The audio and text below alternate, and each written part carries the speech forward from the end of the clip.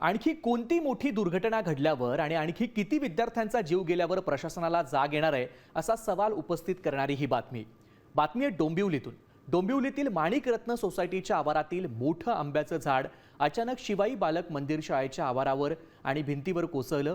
सुदैवानं यावेळी मैदानावर विद्यार्थी नसल्यानं मोठी जीवितहानी टळली आहे, तर अग्निशमन दलाच्या जवानांनी तात्काळ धाव घेत त्या ठिकाणचा परिसर मोकळा केलाय। अजूनही अनेक झाडे धोकादायक स्थितीत आहेत।